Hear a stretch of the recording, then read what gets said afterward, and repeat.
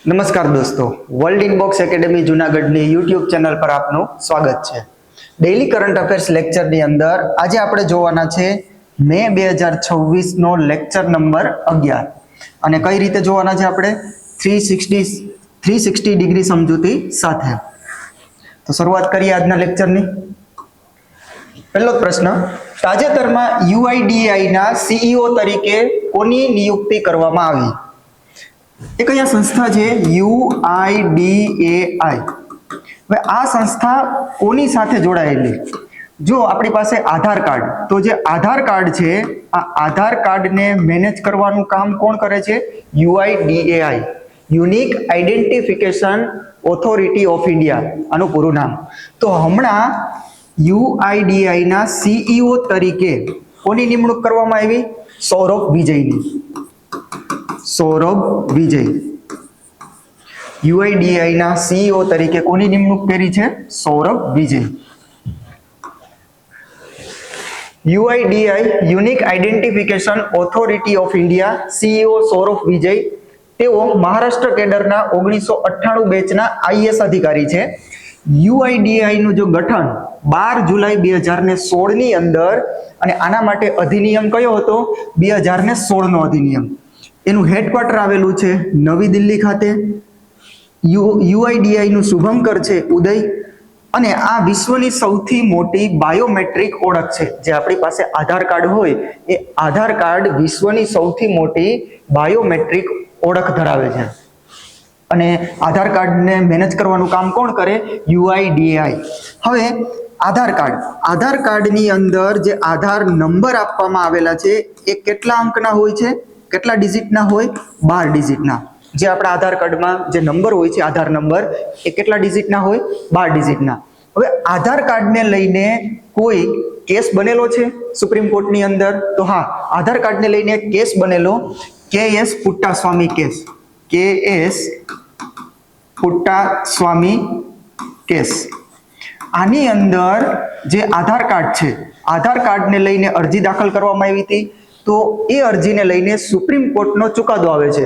Supreme કોર્ટનો ચુકાદો એ છે કે જે રાઇટ ટુ પ્રાઇવસી છે, રાઇટ ટુ પ્રાઇવસી, આ રાઇટ ટુ પ્રાઇવસી જે ગોપનીયતાનો અધિકાર છે એ આપણો મૂળભૂત અધિકાર છે. આવો ચુકાદો કોણ આપે છે? Supreme court. કેએસ પુટ્ટાસ્વામી જે કર્ણાટક હાઈકોર્ટના નિવૃત્ત જજ હોય છે, એ આધાર કાર્ડને લઈને સુપ્રીમ કોર્ટની અંદર અરજી દાખલ કરે. આ અરજીને લઈને અહીંયા સુપ્રીમ કોર્ટ દ્વારા ડિસિઝન આવે છે કે રાઇટ ટુ પ્રાઇવસી એ પણ એક મૂળભૂત અધિકાર છે. અને આ ઉલ્લેખ ક્યાં કરેલો છે? કયા આર્ટિકલમાં?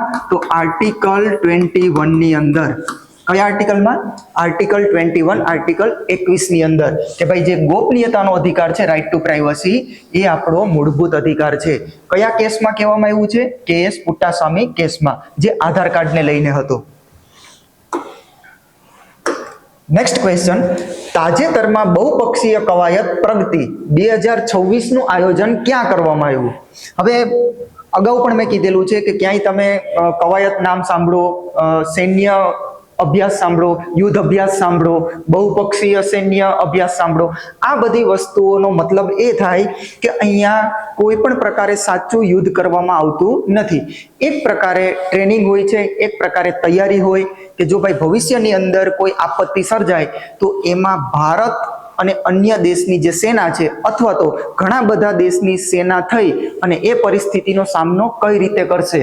એક પ્રકારે સૈન્યની અંદર, અલગ અલગ દેશના સૈન્યની અંદર સમન્વય વધારવા માટે, એક પ્રકારની સમજદારી વધારવા માટે આવા યુદ્ધ અભ્યાસ, કવાયત, બહુપક્ષીય સૈન્ય અભ્યાસ આયોજિત થતા હોય. તો એવો જ એક બહુપક્ષીય અભ્યાસ છે, કવાયત છે, નામ છે એનું પ્રગતિ. શું નામ છે? પ્રગતિ. તો આ પ્રગતિ 2026માં આયોજન, આ કવાયતનું આયોજન ક્યાં થયું? આ કવાયતનું આયોજન થયું છે આપણા ભારતની અંદર. તો કઈ જગ્યાએ? આપણા ભારતમાં ઉમરોઈ ખાતે. આ ઉમરોઈ ક્યાં આવેલું છે? મેઘાલયની અંદર.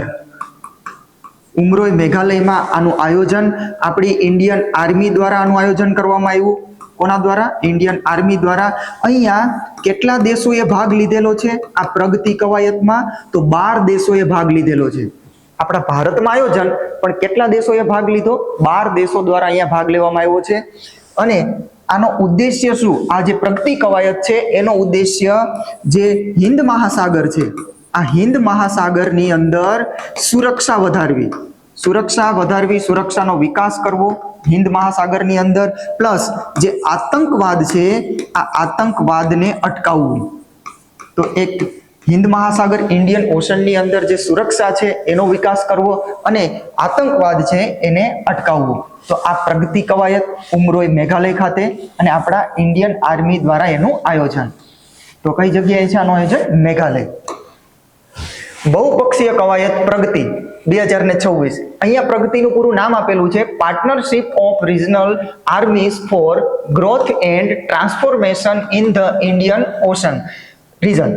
આયોજન ઉમરોઈ મેઘાલય ખાતે, ભારતીય આર્મી દ્વારા એનું આયોજન. કુલ 12 દેશોએ અહીંયા ભાગ લીધેલો છે. હિન્દ મહાસાગરમાં આનો ઉદ્દેશ્ય શું આ કવાયતનો? તો હિન્દ મહાસાગરના ક્ષેત્રમાં સુરક્ષાનો વિકાસ કરવો, પ્લસ આતંકવાદને રોકવા માટે, આતંકવાદને અટકાવવા માટે પ્રગતિ અભ્યાસ. હવે થોડાક અભ્યાસ જોઈ લઈએ કે ભારત અન્ય દેશ સાથે કયા કયા અભ્યાસ કરે છે. એક છે ત્રિશુલ અભ્યાસ. કયો અભ્યાસ છે? ત્રિશુલ. ત્રિશુલ અભ્યાસ કોની વચ્ચે? એક અભ્યાસ છે ઇન્દ્ર અભ્યાસ કોની વચ્ચે? કોંકણ અભ્યાસ કોની વચ્ચે? સ્લિનેક્સ અભ્યાસ ભારત અને કોની વચ્ચે? સિમ્બેક્સ અભ્યાસ ભારત અને કોની વચ્ચે? ધર્મગોર્જન આ ભારત અને કયા દેશ વચ્ચે? ડસ્ટલિંગ આ ભારત અને કયા દેશ વચ્ચે? ગરુડ, વરુણ અને શક્તિ આ ભારત કયા દેશ સાથે સૈન્ય અભ્યાસ કરે છે? સંયુક્ત બહુપક્ષીય અભ્યાસ કરે છે. પ્લસ બોંગો સાગર ભારત અને કયા દેશ વચ્ચે? એક ગ્રુપ છે ક્વાડ. આ ક્વાડ ગ્રુપ વચ્ચે થતો અભ્યાસનું નામ શું? તો જોઈ લઈએ. ચાલો, ત્રિશુલ અભ્યાસ પૂછે તો ભારત કોઈ અન્ય દેશ સાથે આ ત્રિશુલ અભ્યાસ આયોજિત નથી કરતું, પણ ત્રિશુલ અભ્યાસ આપણા ભારતની ત્રણેય સેના વચ્ચે, આપણા ભારતની ત્રણેય પાંખ વચ્ચે, એટલે કે આર્મી, એરફોર્સ, આર્મી, નેવી અને એરફોર્સ, આપણી ત્રણેય પાંખ વચ્ચેનો અભ્યાસ એટલે ત્રિશુલ અભ્યાસ. ઇન્દ્ર અભ્યાસ ભારત પ્લસ રશિયા વચ્ચે. કોંકણ અભ્યાસ ભારત પ્લસ યુકે વચ્ચે. SLINEX Bharat plus Sri Lanka. SIMBEX Bharat plus Cambodia. Dharma Guardian Bharat plus Japan. Dustlik Bharat plus Uzbekistan. Garuda, Varuna અને શક્તિ ભારત પ્લસ ફ્રાન્સ વચ્ચે. બોંગો સાગર ભારત પ્લસ બાંગ્લાદેશ. ક્વાડ, આ ક્વાડ ગ્રુપ, ભાઈ ક્વાડ ગ્રુપ છે એ 4 દેશોનું ગ્રુપ છે અને આ 4 દેશો વચ્ચે થતો અભ્યાસ એનું નામ છે માલાબાર અભ્યાસ. શું નામ છે? માલાબાર અભ્યાસ. ક્વાડ ગ્રુપ વચ્ચે થતો અભ્યાસ. આ ક્વાડ ગ્રુપમાં કેટલા દેશ સામેલ છે? 4 દેશ. 4 દેશમાં આપણું એક ઇન્ડિયા, યુએસએ, જાપાન અને ઓસ્ટ્રેલિયા. આ 4 દેશોનું ગ્રુપ એટલે ક્વાડ ગ્રુપ અને એની વચ્ચે આયોજિત થતો અભ્યાસ માલાબાર અભ્યાસ. જો તમને પૂછે કે દોસ્તી અભ્યાસ કોની વચ્ચે, તો એમાં આવશે ઇન્ડિયા, શ્રીલંકા અને માલદીવ. જો તમને પૂછે કે એકતા અભ્યાસ, આ એકતા અભ્યાસ કોની વચ્ચે, તો એમાં આવશે ઇન્ડિયા પ્લસ માલદીવ. અહીંયા ઉદાર શક્તિ, સમુદ્ર લક્ષ્મણ, આ પણ જો તમને પૂછે સમુદ્ર લક્ષ્મણ તો એ પણ ઇન્ડિયા પ્લસ માલદીવ.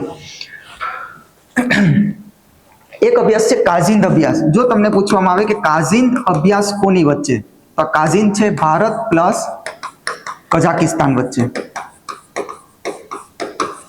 ક્લિયર? તો આ છે ભારત કોઈને કોઈ દેશ સાથે આવા અભ્યાસ આયોજિત કરતો જ હોય છે. જેમ દેશ બદલાય એમ અભ્યાસનું નામ પણ બદલાય. ક્યારેક અભ્યાસને લઈને પ્રશ્ન પૂછાઈ જાય, જેમ કે 2025ના બેલીફના પેપરમાં આ બોંગો સાગર અભ્યાસ પૂછાઈ ગયો હતો. તો કોની વચ્ચે થાય છે? ભારત પ્લસ બાંગ્લાદેશ વચ્ચે. નેક્સ્ટ ક્વેશ્ચન, તાજેતરમાં DRDO એ જમીનથી લોન્ચ થવાવાળી ULPGM V3 મિસાઇલનું સફળ પરીક્ષણ ક્યાં કર્યું? હવે અહીંયા ડ્રોનની મદદથી, કોની મદદથી? ડ્રોનની મદદથી જે મિસાઇલ લોન્ચ થાય છે એનું નામ છે ULPGM-V3 મિસાઇલ. શું નામ છે? ULPGM-V3 missile. અને આ કોની મદદથી લોન્ચ કરવામાં આવે? ડ્રોનની મદદથી આને લોન્ચ કરવામાં આવે. હવે આની ચર્ચા આપણે અગાઉના લેક્ચરમાં કરેલી છે. ULPGM પણ આવેલું ત્યાં, અને એક બીજું નામ હતું અગ્નિકા વિટોલ, જે વર્ટિકલ ટેક ઓફ અને લેન્ડિંગ થાય છે, જે બંને શસ્ત્રો કોની પાસેથી ખરીદવામાં આવ્યા હતા એની આપણે ચર્ચા કરી હતી. તો હવે આ જે ULPGM-V3 મિસાઇલ છે એનું પરીક્ષણ કર્યું, અને આનું પરીક્ષણ કોણે કર્યું છે? DRDO એ. અને કઈ જગ્યાએ આનું પરીક્ષણ કર્યું? તો કુર્નૂલની અંદર. આ કુર્નૂલ સ્થાન ક્યાં આવેલું છે? આંધ્રપ્રદેશમાં. તો આ આંધ્રપ્રદેશ ખાતે આનું પરીક્ષણ. આમાં કઈ રીતે હોય કે ભાઈ ડ્રોનની મદદથી, ડ્રોનની અંદર જ એક મિસાઇલ લગાવવામાં આવે અને ડ્રોનની મદદથી જે મિસાઇલ લોન્ચ થાય, કઈ રીતે હોય તમે અહીંયા ફોટામાં જોઈ લો. આ છે ડ્રોન. આ ડ્રોન, અને ડ્રોનથી જ એને લોન્ચ કરવામાં આવે. આ જે ULPGM-V3 મિસાઇલ છે એને ડ્રોનથી જ લોન્ચ કરવામાં આવે, અને જ્યાં પણ એને ટાર્ગેટ હિટ કરવાનો છે એ જગ્યાએ એને નિર્દેશ કરવામાં આવે. અને લોન્ચ ક્યાંથી થાય? ડ્રોનથી. આ એર ટુ સરફેસ એટલે કે હવામાંથી જમીન ઉપર પણ અટેક કરી શકે, અને એર ટુ એર હવામાં ને હવામાં પણ આ અટેક કરી શકે, જ્યાં ULPGM-V3 મિસાઇલ છે તે. તો DRDO દ્વારા પરીક્ષણ, અને કઈ જગ્યાએ એનું પરીક્ષણ કરવામાં આવ્યું? આંધ્રપ્રદેશ ખાતે. ULPGM-V3 મિસાઇલનું સફળ પરીક્ષણ DRDO દ્વારા. જમીનથી લોન્ચ થવાવાળી મિસાઇલ સ્થળ છે, પરીક્ષણ ક્યાં કરવામાં આવ્યું? કુર્નૂલ ખાતે. અને આ સ્થળ ક્યાં આવેલું છે? આંધ્રપ્રદેશની અંદર. આ એર ટુ સરફેસ એટલે કે હવાથી જમીન ઉપર પણ પ્રહાર કરી શકે, અને એર ટુ એર હવાથી હવામાં પણ એ અટેક કરી શકે. નિર્માણ કોણે કરેલું છે? હૈદરાબાદ. એટલે કે નિર્માણ ક્યાં થયું છે? હૈદરાબાદની અંદર. અને હૈદરાબાદમાં સ્થિત એક બે અહીંયા કંપની ભાગીદાર છે આના નિર્માણમાં. એક છે અદાણી ડિફેન્સ અને બીજું છે ભારત ડાયનેમિક્સ લિમિટેડ. આ બંને દ્વારા આ ULPGM-V3 મિસાઇલનું નિર્માણ, અને કઈ જગ્યાએ? હૈદરાબાદ ખાતે. ક્લિયર? અને કઈ રીતે લોન્ચ કરવામાં આવે? ડ્રોનથી લોન્ચ કરવામાં આવે. હવે DRDO. તો DRDO નું પૂરું નામ થાય defence research and development organisation. આની સ્થાપના 1 જાન્યુઆરી 1958 ની અંદર. DRDO નું હેડક્વાર્ટર આવેલું છે નવી દિલ્હી ખાતે. DRDO ના હાલના અધ્યક્ષ કોણ છે? તો હાલના અધ્યક્ષ છે સમીર વી કામત. કોણ છે? સમીર વી કામત. DRDO નું ધ્યેય વાક્ય કયું છે? તો ધ્યેય વાક્ય છે બલસ્ય મૂલમ વિજ્ઞાનમ. DRDO નું ધ્યેય વાક્ય. હવે અહીંયા જ્યારે મિસાઇલની વાત આવે તો મિસાઇલની સ્પીડ, જે એની ઝડપ હોય છે, સ્પીડ હોય છે, એ મેકમાં માપવામાં આવે. શેમાં માપવામાં આવે? મેકની અંદર. અને એનાથી જ એ મિસાઇલ કેવી છે? સબસોનિક છે, સુપરસોનિક છે, હાઇપરસોનિક છે. એ મિસાઇલની સ્પીડ ઉપર એનું જે સુપરસોનિક, હાઇપરસોનિક એ રીતે એનું નિર્માણ. તો હવે આ જે સ્પીડ છે એ મેકમાં હોય. કઈ રીતે હોય?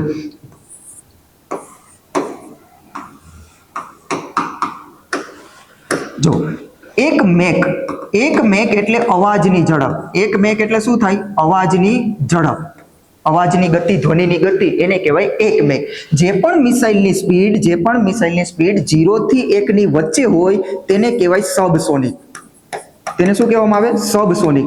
જે પણ મિસાઇલની સ્પીડ 1 થી 5 મેકની વચ્ચે હોય તો તેને કહેવાય સુપરસોનિક. શું કહેવામાં આવે? સુપરસોનિક. અને જે પણ મિસાઇલની સ્પીડ 5 મેક કરતા વધારે હોય તો તેને કહેવાય હાઇપરસોનિક. તેને શું કહેવામાં આવે? હાઇપરસોનિક. ક્લિયર? 0 થી 1 ની વચ્ચે સબસોનિક, 1 થી 5 ની વચ્ચે હોય તો સુપરસોનિક, અને 5 કરતા વધારે હોય તો હાઇપરસોનિક. તો ભારતની પ્રથમ હાઇપરસોનિક મિસાઇલ કઈ છે? હાઇપરસોનિક મિસાઇલ કઈ છે? એટલે કે એની સ્પીડ 5 મેક કરતા વધારે. તો ભારતની પ્રથમ હાઇપરસોનિક મિસાઇલ, નામ છે એનું ધ્વનિ. શું નામ છે? ધ્વનિ. થોડા સમય પહેલા આનું પરીક્ષણ કરવામાં આવ્યું હતું DRDO દ્વારા, જે આપણા ભારતની પ્રથમ હાઇપરસોનિક મિસાઇલ છે ધ્વનિ, અને જેની સ્પીડ છે 5 મેક કરતા વધારે.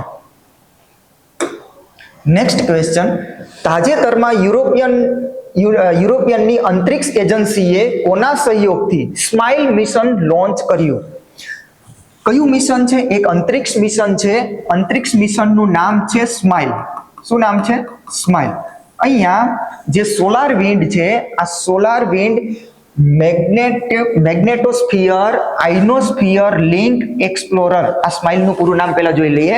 Solar wind magnetosphere ionosphere link explorer. હવે આ જે સ્માઇલ મિશન છે, આ સ્માઇલ મિશન કોણે લોન્ચ કર્યું છે, એટલે કે આમાં કોણ કોણ સામેલ છે? એક તો છે European space agency, European space agency, અને આની સાથે કોણ સામેલ છે? તો ચીન દેશ. કોણ સામેલ? ચીન. તો યુરોપિયન સ્પેસ એજન્સી અને ચીન દ્વારા આ સ્માઇલ મિશન લોન્ચ કરવામાં આવ્યું. હવે આ મિશન છે એ કામ શું કરશે?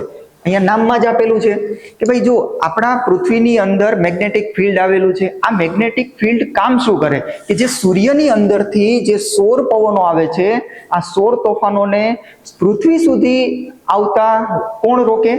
આ મેગ્નેટિક ફિલ્ડ. અહીંયા તમને સારી રીતે સમજાશે.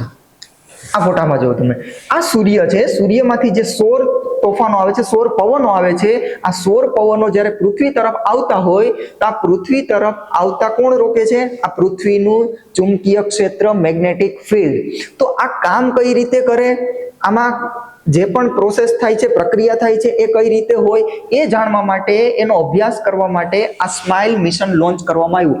આ સ્માઇલ મિશન શું કરશે કે આ જે પ્રક્રિયા થાય છે એના એક્સરે ઇમેજ લેશે. આ એક્સરે ઇમેજથી પછી અભ્યાસ કરશે, રિસર્ચ કરશે કે ખરેખર આમાં થાય છે શું અને આ કઈ રીતે સુરક્ષા કવચ તરીકે કામ કરે. તો એના માટેનું આ સ્માઇલ મિશન જે એક્સરે ઇમેજ લેવાનું છે. અને કોણ સામેલ છે અહીંયા? યુરોપિયન સ્પેસ એજન્સી અને ચીન. તો આમાં ભાગીદાર છે ચીન. તો સ્માઇલ મિશન, સ્માઇલનું પૂરું નામ થાય solar wind magnetosphere ionosphere link explorer. European space agency અને ચીન દ્વારા આને લોન્ચ કરવામાં આવ્યું. અહીંયા કયા પ્રક્ષેપણ યાનનો યુઝ કર્યો છે? પ્રક્ષેપણ યાન એટલે લોન્ચ વેહિકલ. તો વેગા રોકેટ. કયું રોકેટ છે? વેગા રોકેટ. ઉદ્દેશ્ય સૌર પવનોથી પૃથ્વીનું જે ચુંબકીય ક્ષેત્ર છે એ કઈ રીતે સુરક્ષા કરે છે? જે સૂર્યમાંથી સૌર પવનો આવતા હોય તો એ પૃથ્વીનું ચુંબકીય ક્ષેત્ર કઈ રીતે સુરક્ષા કરે છે તેની એક્સરે ઇમેજ દ્વારા જાણકારી મેળવવી, એના માટે આ મિશન લોન્ચ કરેલું છે. હવે અહીંયા આપેલું છે એક્સરે. હવે એક્સરે ની શોધ કોણે કરી હતી? જેને આપણે ગુજરાતીમાં કહીએ ક્ષ-કિરણો. તો આ એક્સરે ની શોધ કરનાર કોણ? તો એક્સરે ની શોધ કરી છે રોન્ટજન. કોણ છે? આ રોન્ટજન. અને આને જ જે ફિઝિક્સનો પ્રથમ નોબેલ પુરસ્કાર, કયા ક્ષેત્રમાં? ફિઝિક્સ ક્ષેત્રમાં પ્રથમ નોબેલ પુરસ્કારથી સન્માનિત કરવામાં આવ્યા હતા રોન્ટજનને. કઈ શોધ બદલ? આ એક્સરે ની શોધ બદલ, આ ક્ષ-કિરણો. હવે અહીંયા આપણે ઈસરોના વર્તમાન જે મિશનો હોય, જે સેટેલાઇટ લોન્ચ કરેલા હોય એની થોડી ચર્ચા કરી લઈએ. એક છે ઈસરોનું સહમાનવ મિશન. કેવું મિશન? સહમાનવ મિશન. નામ છે એનું ગગનયાન. શું નામ છે? ગગનયાન. આ ગગનયાન મિશનમાં 4 અંતરિક્ષ યાત્રીઓને અંતરિક્ષમાં મોકલવાના છે અને ત્યાંથી પાછા પૃથ્વી ઉપર લાવવાના છે. હવે 4 અંતરિક્ષ યાત્રીઓને અંતરિક્ષમાં મોકલતા પહેલા ઈસરો એક રોબોટ મોકલશે અને એ રોબોટનું નામ છે વ્યોમમિત્ર. શું નામ છે? વ્યોમમિત્ર. આ 4 અંતરિક્ષ યાત્રીઓમાં એક વ્યક્તિ સામેલ છે, શુભાંશુ શુક્લા. આ શુભાંશુ શુક્લા અંતરિક્ષમાં જે ISS છે એ ISS પર એ જઈ આવ્યા છે અને એ ભારતના પ્રથમ વ્યક્તિ બની ગયા. આ શુભાંશુ શુક્લા ISS પર જનાર, ઇન્ટરનેશનલ સ્પેસ સ્ટેશન પર જનાર ભારતના પ્રથમ વ્યક્તિ શુભાંશુ શુક્લા. પણ જો તમને પૂછે કે ભારતમાંથી અંતરિક્ષમાં જનાર પ્રથમ વ્યક્તિ, તો અંતરિક્ષમાં જનાર પ્રથમ વ્યક્તિ છે રાકેશ શર્મા. જે ઇન્દિરાબેન ગાંધીનો જે સમયગાળો હતો, જે કાર્યકાળ હતો જે પ્રધાનમંત્રી તરીકે, એ સમયમાં રાકેશ શર્મા ભારતના પ્રથમ અંતરિક્ષ યાત્રી. પણ શુભાંશુ શુક્લા ISS પર જનાર. એક પ્રકારે અંતરિક્ષમાં ઘર, એક અંતરિક્ષમાં ઘર આવેલું છે ઇન્ટરનેશનલ સ્પેસ સ્ટેશન, તો ત્યાં જઈ આવ્યા છે શુભાંશુ શુક્લા. અને આપણા ઈસરો દ્વારા નહોતા મોકલવામાં આવ્યા ને, તો કયા મિશન હેઠળ અને કોનું હતું? તો નાસાનું મિશન હતું અને એ મિશનનું નામ હતું એક્ઝિયોમ 4. શું નામ હતું? એક્ઝિયોમ 4 મિશન. આ મિશન હેઠળ શુભાંશુ શુક્લા અંતરિક્ષમાં ગયા. અંતરિક્ષમાં પણ ક્યાં? ISS ઉપર. અને હમણાં થોડા સમય પછી એટલે કે 2027 નો ટાર્ગેટ છે ઈસરો સૌમાનવ મિશન લોન્ચ કરવાનું છે, નામ છે એનું ગગનયાન. હવે ઈસરોએ કીધું છે કે અમે મંગળયાન 2 પણ લોન્ચ કરીશું. કયું મિશન? મંગળયાન 2. કયા વર્ષ સુધીમાં? 2030 સુધીમાં. હવે ભાઈ મંગળયાન 2 છે બીજા નંબરનું, એનો મતલબ એવો કે મંગળયાન 1 આપણે લોન્ચ કરી દીધું છે. હા, કરી દીધું. ક્યારે કર્યું છે? 2013 ની અંદર લોન્ચ કર્યું, ત્યારે વર્ષ હતું 2013 નું, અને જ્યારે મંગળની ઓર્બિટમાં જ્યાં મિશન પહોંચ્યું ત્યારે વર્ષ હતું 2014 નું. એટલે તમને ક્યાંક 2013 પણ જોવા મળશે અને ક્યાંક 2014 પણ જોવા મળશે. તો મંગળયાન 1, પણ આ જે મંગળયાન 1 છે એ ખાલી કેવું મિશન હતું? Mars orbiter mission. આની અંદર શું હોય કે માની લો આ મંગળ ગ્રહ છે, તો મંગળ ગ્રહની આસપાસ ફરવાનું હતું. મંગળયાન 1 માં મંગળ ગ્રહની કક્ષામાં એને ચક્કર લગાવવાના હતા, એટલે જ એનું નામ છે માર્સ ઓર્બિટર મિશન. પણ હવે ઈસરો મંગળયાન 2 લોન્ચ કરવાના છે. આની અંદર મંગળની સપાટી ઉપર ઉતરાણ કરવાનું છે. મંગળની સપાટી ઉપર જેવી રીતે આપણે ચંદ્રયાન 3 માં ચંદ્રના દક્ષિણ ધ્રુવ ઉપર આપણે મિશન ઉતારેલું, સોફ્ટ લેન્ડિંગ કરેલું, એવી રીતે હવે મંગળયાન 2 ને પણ મંગળની ધરતી ઉપર ઉતારવાનું છે આ મંગળયાન 2 ની અંદર. અને આવું ક્યાં સુધીમાં કરવાના છે ઈસરોએ? ટાર્ગેટ કયો આપ્યો છે? 2030 સુધીનો. ઈસરોએ કોઈ સૂર્ય ને લઈને મિશન કરેલું થોડા સમય પહેલા, તો એક મિશન કરેલું છે થોડા સમય પહેલાની વાત કરીએ તો આદિત્ય L1. કયું મિશન છે? આદિત્ય L1. અને આને લોન્ચ કરવામાં આવ્યું હતું PSLV-C57 પ્રક્ષેપણ યાનથી. આપણું જે લોન્ચ વેહિકલ છે PSLV-C57 દ્વારા આદિત્ય L1. આ L1 નો મતલબ થાય છે લાંગરાજ પોઈન્ટ. આદિત્ય એટલે સૂર્ય, તો સૂર્યના જે L1 પોઈન્ટ છે ત્યાં આ મિશન મોકલવામાં આવ્યું હતું. L1 નો મતલબ થાય લાંગરાજ પોઈન્ટ. આ જે લાંગરાજ પોઈન્ટ છે એવા પોઈન્ટ સૂર્ય અને પૃથ્વી વચ્ચે 5 આવેલા છે. કેટલા પોઈન્ટ આવેલા છે? 5. હવે એમાં હોય શું? લાંગરાજ પોઈન્ટ એટલે માની લ્યો આ સૂર્ય છે, સૂર્ય અને આ છે આપણી પૃથ્વી. તો સૂર્ય અને પૃથ્વી, સૂર્યમાં પણ ગુરુત્વાકર્ષણ બળ આવેલું છે, આપણી પૃથ્વીમાં પણ ગુરુત્વાકર્ષણ બળ આવેલું છે, બંને ગુરુત્વાકર્ષણ બળ ધરાવે. તો હવે સૂર્યનું ગુરુત્વાકર્ષણ બળ અને પૃથ્વીનું ગુરુત્વાકર્ષણ બળ જે જગ્યા ઉપર સમપ્રમાણ થઈ જાય, એટલે કે એક સરખું થઈ જાય, તો કેવું થશે કે ભાઈ અહીંયા કોઈ એવી વસ્તુને રાખી દેવામાં આવે તો ના તો સૂર્ય પોતાની તરફ ખેંચી શકશે, ના તો પૃથ્વી પોતાની તરફ ખેંચી શકશે. એવી કોઈ જગ્યા કે એ જગ્યા ઉપર એ વસ્તુ સ્થિર થઈ જશે, એને કહેવામાં આવે લાંગરાજ પોઈન્ટ. અને આવા કેટલા પોઈન્ટ આવેલા છે? 5 પોઈન્ટ છે સૂર્ય અને પૃથ્વીની વચ્ચે. લાંગરાજ પોઈન્ટ 1, 2, 3, 4 અને 5, આવા 5 પોઈન્ટ. એમાંના L1 પોઈન્ટ ઉપર, 1 નંબરના પોઈન્ટ ઉપર આપણે મોકલેલું આદિત્ય L1 PSLV-C57 દ્વારા. ક્લિયર? આપણે ચંદ્રયાન 3 એ તો મોકલેલું છે જ. ચંદ્રયાન 3 2023 ની અંદર તારીખ હતી 23 ઓગસ્ટ. એટલા જ માટે આપણે આ યાદ રાખજો, એટલા જ માટે આપણે 23 ઓગસ્ટની તારીખને કયા દિવસ તરીકે ઉજવીએ? રાષ્ટ્રીય અંતરિક્ષ દિવસ. કયો દિવસ? રાષ્ટ્રીય અંતરિક્ષ દિવસ. શું કામ ભાઈ 23 ઓગસ્ટના દિવસે જ રાષ્ટ્રીય અંતરિક્ષ દિવસ? કારણ કે 23 ઓગસ્ટ 2023 ની અંદર આપણું ચંદ્રયાન 3 મિશન ચંદ્રના દક્ષિણ ધ્રુવ ઉપર સોફ્ટ લેન્ડિંગ કરેલું હતું. 23 ઓગસ્ટના દિવસે સાંજે 6 વાગીને કે 4 કે 5 મિનિટે સાંજના સમયે ત્યાં સોફ્ટ લેન્ડિંગ એણે કરેલું. એટલા માટે આ તારીખ આપણા માટે ઐતિહાસિક છે. આપણને જે સફળતા પ્રાપ્ત થઈ હતી તો એને લઈને 23 ઓગસ્ટના દિવસે રાષ્ટ્રીય અંતરિક્ષ દિવસ. તો હવે આપણે ચંદ્રયાન 4 પણ લોન્ચ કરવાના છે. ચંદ્રયાન 4 પણ લોન્ચ કરવાના છે. આની અંદર શું કરવાનું છે? તો આની અંદર ચંદ્ર ઉપરથી નમૂના એકઠા કરી અને પૃથ્વી ઉપર લઈ આવવાના છે. ચંદ્રયાન 4 ની અંદર ચંદ્રની ધરતી ઉપરથી નાના નાના પથ્થરના ટુકડા, માટી, એવા બધા નમૂના એકઠા કરી અને પાછા પૃથ્વી ઉપર લઈ આવવાના છે. આ પ્રક્રિયા કયા મિશનમાં કરવાની છે? ચંદ્રયાન 4 મિશનમાં. હવે ઈસરોએ કીધું છે કે ભારત પોતાનું એક સ્વદેશી રીતે સ્પેસ સ્ટેશન સ્થાપવા માંગે છે. ભારતનું પોતાનું સ્વદેશી સ્પેસ સ્ટેશન, જેવી રીતે અંતરિક્ષમાં ISS છે, આ તો છે ઇન્ટરનેશનલ સ્પેસ સ્ટેશન, પણ ભારત પોતાનું. તો પોતાની રીતે જો સ્થાપના કરવા માંગતા હોય તો એના માટે એક પ્રયત્ન સ્વરૂપે આપણે એક મિશન લોન્ચ કર્યું હતું. નામ છે એનું સ્પેડેક્સ મિશન. ઈસરો દ્વારા એક મિશન લોન્ચ કરવામાં આવ્યું હતું, નામ છે સ્પેડેક્સ મિશન.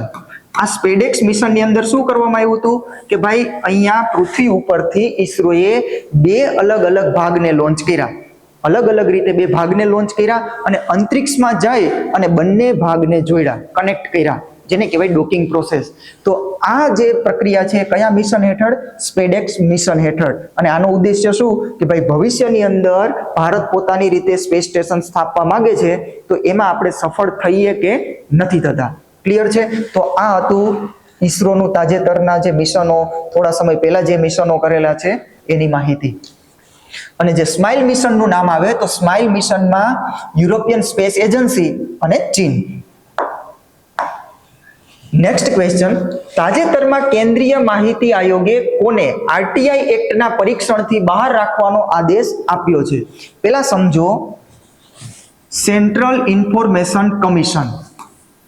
CIC એટલે સેન્ટ્રલ ઇન્ફોર્મેશન કમિશન, ગુજરાતીમાં કહીએ તો કેન્દ્રીય માહિતી આયોગ. કેન્દ્રીય માહિતી આયોગ. હવે આ કેન્દ્રીય માહિતી આયોગે જે આરટીઆઈ એક્ટ, કયો act? RTI, right to information. RTI નું પૂરું નામ થાય રાઇટ ટુ ઇન્ફોર્મેશન. આ એક્ટ થી પહેલા તો આરટીઆઈ એક્ટ સમજી લ્યો કે આમાં હોય શું. આ આરટીઆઈ એક્ટ હેઠળ તમે કોઈ પણ જે ગવર્મેન્ટ છે સંસ્થા, એની માહિતી, એના ડેટા તમે જાણી શકો આરટીઆઈ દ્વારા. પણ એમાં પણ અલગ જે બાબતો છે, કોઈ એવી બાબતો કે જેને બાકાત રાખવામાં આવી. તમે આપણા જે પણ પરમાણુ શસ્ત્રો છે, પરમાણુને લઈને જે પણ અહીંયા પ્લાનિંગ ચાલેલું હોય આપણી ગવર્મેન્ટમાં, તો એની તમને માહિતી ના મળે, એ તમે માહિતી ના માગી શકો. આપણું કોઈ સિક્રેટ મિશન હોય સરકારનું, તો એ સિક્રેટ મિશન વિશે પણ તમે આરટીઆઈ ના કરી શકો. તો એવી ઘણી બધી વસ્તુઓ બાકાત રાખવામાં આવી. બાકી જે નોર્મલ વસ્તુઓ છે, એ નોર્મલ વસ્તુની અંદર તમે આરટીઆઈ દ્વારા માહિતી પ્રાપ્ત કરી શકો અને એ લોકો જે પણ સંસ્થામાં છે એ લોકોને માહિતી આપવી પડે આ આરટીઆઈ એક્ટ હેઠળ. તો આ એક્ટ માટે કયું વર્ષ છે? તો આ એક્ટ માટે વર્ષ છે 2005 નું. RTI act 2005. હવે આને ક્યારે લાગુ કરવામાં આવ્યું હતું? તો 12 ઓક્ટોબર 2005 માં. Right to information. હવે આ રાઇટ ટુ ઇન્ફોર્મેશન નો ઉપયોગ કરી અને કોઈ પણ માહિતી આપણે માંગી શકીએ. પણ હમણાં જે આપણું સેન્ટ્રલ ઇન્ફોર્મેશન કમિશન છે એણે કીધું છે, તાજેતરમાં એક ચુકાદો આપ્યો, એને એક આદેશ આપ્યો છે કે ભાઈ આરટીઆઈ એક્ટ હેઠળ તમે બીસીસીઆઈ પાસેથી માહિતી ના માંગી શકો. આ પરીક્ષણમાંથી કોને બહાર રાખી દેવામાં કીધું? બીસીસીઆઈ ને. આપણા ભારતની અંદર જે ક્રિકેટ માટેનું બોર્ડ છે બીસીસીઆઈ, એને બહાર રાખવાની વાત કરી છે કે તમે બીસીસીઆઈ માં આરટીઆઈ કરી અને માહિતી પ્રાપ્ત ના કરી શકો. કારણ કે ભાઈ આ કોઈ પબ્લિક પ્લેટફોર્મ નથી. કેવું નથી? પબ્લિક પ્લેટફોર્મ નથી બીસીસીઆઈ. તો આ બીસીસીઆઈ ને આરટીઆઈ એક્ટ થી બહાર રાખવામાં આવ્યું છે. તો તમે આરટીઆઈ એક્ટ થી બીસીસી પાસેથી કોઈ પણ માહિતી મેળવી ના શકો. આવું કહેવામાં આવ્યું છે કેન્દ્રીય માહિતી આયોગ દ્વારા, જેને કહેવાય central information commission. CIC central information commission BCCI ને આરટીઆઈ એક્ટના પરીક્ષણથી બહાર રાખવાનો આદેશ આપ્યો છે. આરટીઆઈ નો મતલબ શું થાય? રાઇટ ટુ ઇન્ફોર્મેશન એક્ટ છે 2005 નો. લાગુ ક્યારે કરવામાં આવ્યું? 12 ઓક્ટોબર 2005 ની અંદર. વર્તમાન, આ ધ્યાનમાં રાખજો, વર્તમાન મુખ્ય માહિતી કમિશનર આપણા ભારતની અંદર વર્તમાન મુખ્ય માહિતી કમિશનર કોણ છે? રાજકુમાર ગોયલ. ક્લિયર? હવે CICએ પોતાના જે 2018 ના નિર્ણયમાં સુધારો કર્યો, પોતાના જ નિર્ણયમાં સુધારો કર્યો અને પછી આ બીસીસીઆઈ ને આ પરીક્ષણની અંદરથી આરટીઆઈ એક્ટ થી બહાર રાખ્યો. બીસીસીઆઈ કોઈ પબ્લિક ઓથોરિટી નથી ભાઈ. આવું કોણે કીધું છે? CICએ. કે કોઈ પબ્લિક ઓથોરિટી નથી કે જે તમે એની પાસેથી માહિતી માંગી શકો આરટીઆઈ એક્ટ થી. તો આ બીસીસીઆઈ ને બાકાત રાખવામાં આવ્યું. હવે આ બીસીસીઆઈ એક વખત એક્ઝામમાં આનું પૂરું નામ પૂછાઈ ગયું, બીસીસીઆઈ. પેલા તો આ છે શું? બીસીસીઆઈ આપણા ભારતની અંદર ક્રિકેટ માટેનું બોર્ડ છે. તો આનું પૂરું નામ થાય board of control. Board of control for cricket in India. In India. તો board of control for cricket in India આનું પૂરું નામ છે. આવી ગયું છે, પૂછાઈ ગયું છે. તો આ થોડું ધ્યાનમાં રાખજો. અને ઓપ્શનમાં એ લોકો કઈ રીતે આપે છે, આ ઓ, ફોર, ઇન એને જ અદલ બદલ કરે. આ ફોર ને પેલા લઈ લે, ઇન ને બીજા સ્થાને લઈ લે, આવી રીતે એ લોકો ઓપ્શન બનાવે છે. એક વખત પ્રશ્ન આવી ગયો છે. તો board of control for cricket in India, આ ધ્યાનમાં રાખજો. હવે બીસીસીઆઈ નું જો તમને હેડક્વાર્ટર પૂછવામાં આવે તો એ છે મુંબઈની અંદર. કઈ જગ્યાએ? મુંબઈ, જે વાનખેડે સ્ટેડિયમ છે ત્યાં. તો મુંબઈની અંદર આનું હેડક્વાર્ટર. અને બીસીસીઆઈ ના વર્તમાન અધ્યક્ષ કોણ છે? બીસીસીઆઈ ના વર્તમાન અધ્યક્ષ તો એ છે મિથુન મનહાસ. શું નામ છે? મિથુન મનહાસ. તો આ તો થયું છે આપણા ભારતમાં ક્રિકેટ માટેનું બોર્ડ ભારતની અંદર. પણ તમને પૂછે કે આંતરરાષ્ટ્રીય બોર્ડ કયું છે ક્રિકેટ રમત માટે આંતરરાષ્ટ્રીય બોર્ડ? તો એનું નામ છે ICC, international cricket council, ICC. આનું હેડક્વાર્ટર ક્યાં આવેલું છે? દુબઈની અંદર. દુબઈ એટલે યુએઈ, તો દુબઈની અંદર. અને વર્તમાન આઈસીસી ના અધ્યક્ષ કોણ છે? જય શાહ. જે વર્લ્ડ કપ હોય, ચેમ્પિયન્સ ટ્રોફી હોય, આ બધું કોણ કન્ડક્ટ કરે છે? આઈસીસી. પણ જે તાજેતરમાં આઈપીએલ ચાલે છે, આ આઈપીએલ કોણ કન્ડક્ટ કરે છે? આપણું બીસીસીઆઈ. તો આઈસીસી ના અધ્યક્ષ પૂછે તો જય શાહ, અને બીસીસી ના અધ્યક્ષ પૂછે તો મિથુન મનહાસ. હવે તાજેતરની અવનવી વાતોમાં ન્યૂઝ જોઈ લઈએ કે FAO food and agriculture organisation દ્વારા પ્રધાનમંત્રી મોદીજીને વર્ષ 2026 નો એગ્રીકોલા મેડલથી સન્માનિત કરવામાં આવ્યા. FAO food and agriculture organisation એના દ્વારા જે આપણા મોદીજી છે એને કયો મેડલ આપ્યો છે? એગ્રીકોલા મેડલથી સન્માનિત કર્યા છે. હવે આ મેડલ ભાઈ મોદી સાહેબને ક્યારે આપ્યો? તો તમને ખબર જ છે, આપણે લેક્ચરમાં ચર્ચા કરી જ છે કે થોડા સમય પહેલા હમણાં મોદી સાહેબ 5 દેશની યાત્રા ઉપર હતા. આ 5 દેશમાં એક યુએઈ સામેલ છે, નેધરલેન્ડ સામેલ છે, સ્વીડન, નોર્વે, અને લાસ્ટમાં એક દેશ હતો ઇટલી દેશ. અને વધારે તો ચર્ચા ઇટલીની જ છે આપણા દેશની અંદર. આમ જોવા જઈએ તો અત્યારે ઇટલી અને એક બીજું ઇન્સ્ટાગ્રામ એકાઉન્ટ જે ચાલુ થયું છે, કોકરોચ જનતા પાર્ટી, એ તમને ખ્યાલ જ છે. પણ આપણે વાત કરવાની છે FAO ની. તો જે ફૂડ એન્ડ એગ્રીકલ્ચર ઓર્ગેનાઇઝેશન છે, આપણા પ્રધાનમંત્રી ઇટલીની મુલાકાતે, કોની મુલાકાતે? ઇટલીની મુલાકાતે હતા. તો આ ઇટલીની અંદર જે એની રાજધાની રોમ, ઇટલીની રાજધાની શું છે? રોમ. આ ફૂડ એન્ડ એગ્રીકલ્ચર ઓર્ગેનાઇઝેશન છે એનું હેડક્વાર્ટર ક્યાં આવેલું છે? આ રોમની અંદર. સમજાય છે? ફૂડ એન્ડ એગ્રીકલ્ચર ઓર્ગેનાઇઝેશનનું હેડક્વાર્ટર આવેલું છે રોમની અંદર. અને રોમ ક્યાં છે? ઇટલીની અંદર. તો પ્રધાનમંત્રી તો ઇટલીના પ્રવાસે હતા જ, તો ત્યાં એ મુલાકાત માટે ગયા. તો એને શું આપવામાં આવ્યું છે? એગ્રીકોલા મેડલથી સન્માનિત કરવામાં આવ્યા. અને આ મેડલ કોનો છે? ફૂડ એન્ડ એગ્રીકલ્ચર ઓર્ગેનાઇઝેશનનો. ઇટલીની રાજધાની છે રોમ. અને આ રોમ કઈ નદીના કિનારે આવેલું છે? ટાઇબર નદીના કિનારે. રોમ કઈ નદીના કિનારે? ટાઇબર નદીના કિનારે. અને વિશ્વનો સૌથી નાનકડો દેશ વેટિકન સિટી. આ વેટિકન સિટી ક્યાં છે? આ રોમની અંદર જ. વિશ્વનો સૌથી નાનો દેશ જેનું નામ છે વેટિકન સિટી. આ વેટિકન સિટી ક્યાં આવેલું છે? આ રોમની અંદર. ક્લિયર? તો અહીંયા આ એવોર્ડ મળ્યો છે આપણા વડાપ્રધાન મોદી સાહેબને. બીજા એક ન્યૂઝ છે કે ગાંધીનગરમાં બ્રિક્સ ન્યાય મંત્રીઓની બેઠક યોજાશે. તમને ખ્યાલ જ છે કે ભાઈ આ વર્ષે બ્રિક્સની બેઠક 2026ની બેઠક આપણા ભારતમાં થવાની છે. અને કેટલામાં નંબરની થવાની છે? 18મા નંબરની. બ્રિક્સની બેઠક આ વર્ષે 2026માં ભારતમાં જ. અને કેટલામાં નંબરની? 18મા ક્રમની. તો હવે આ બ્રિક્સની બેઠકોને લઈને અત્યારે અલગ અલગ જગ્યાએ બેઠકો એની આયોજિત થાય જ છે. થોડા સમય પહેલા વર્કિંગ ગ્રુપની બેઠક થઈ. હવે જે ન્યાય મંત્રીઓ છે, બ્રિક્સના ન્યાય મંત્રીઓ, એ ભેગા થવાના છે. તો એ ક્યાં ભેગા થવાના છે? આપણા ગાંધીનગરની અંદર. ક્લિયર? બીજા એક ન્યૂઝ છે, શિવરાજસિંહ ચૌહાણ અને ઓડિશાના મુખ્યમંત્રી મોહન ચરણ માંઝીએ ભુવનેશ્વરમાં, ઓડિશાની રાજધાની ભુવનેશ્વરની અંદર પૂર્વીય પ્રાદેશિક કૃષિ પરિષદનું ઉદ્ઘાટન કર્યું. કોણે ઉદ્ઘાટન કર્યું? એક તો આપણા કેન્દ્રના કૃષિ મંત્રી કોણ છે? શિવરાજસિંહ ચૌહાણ. અને ઓડિશાના મુખ્યમંત્રી મોહન ચરણ માંઝી, આ બંને દ્વારા ભુવનેશ્વરની અંદર પૂર્વીય પ્રાદેશિક કૃષિ પરિષદનું ઉદ્ઘાટન કરવામાં આવ્યું. એક બીજા ન્યૂઝ છે કે જે કાપડ મંત્રાલય છે, આ કાપડ મંત્રાલયના સચિવ, નામ છે એનું નીલમ શમી રાવે. આ નીલમ શમી રાવે Bharat tax 2026 mobile app launch કરી. આપણા ટેક્સટાઇલની અંદર કાપડ ઉદ્યોગમાં જે કાપડ મંત્રાલય છે એના સચિવ નીલમ સમીર રાવેએ એક Bharat tax 2026 mobile app launch કરી છે. ક્લિયર છે? હવે થોડી ચર્ચા કરી લઈએ કે ભાઈ વર્તમાનમાં જે પ્રધાનમંત્રી ઇટલીની યાત્રા ઉપર હતા અને ત્યાં જે પણ ગિફ્ટ આપવામાં આવી ને જે પણ વસ્તુનું આદાન પ્રદાન થયું તો એને લઈને આપણે ભારતની અંદર વધારે ટ્રોલ થયું છે. કોઈ એવો વિડીયો, કોઈ એવા ફોટો. એમાં એક ચોકલેટનું નામ આવે છે. જો હું તમને માહિતી આપવા માંગુ કે ચોકલેટનું નામ છે મેલોડી. ખરેખર પાર્લે કંપનીની એ ચોકલેટ છે મેલોડી. આ મેલોડીનું પેકેટ છે એ પ્રધાનમંત્રી જે ઇટલીના પીએમ છે જોર્જિયા મેલોનીને આપે છે. હવે એના લીધે માહિતી એવી ફરવા લાગી કે ભાઈ પાર્લે જે કંપની છે એના જે શેરની અંદર, જે શેર માર્કેટમાં શેર હોય છે એ શેરની અંદર ઉછાળો આવ્યો. 5% જે ઉછાળો છે એ આવ્યો છે. પણ હું તમને કહેવા માંગુ કે જે પાર્લે કંપની, જે બિસ્કિટ ચોકલેટ ને જે બનાવે છે એ પાર્લે કંપની શેર માર્કેટમાં લિસ્ટેડ જ નથી.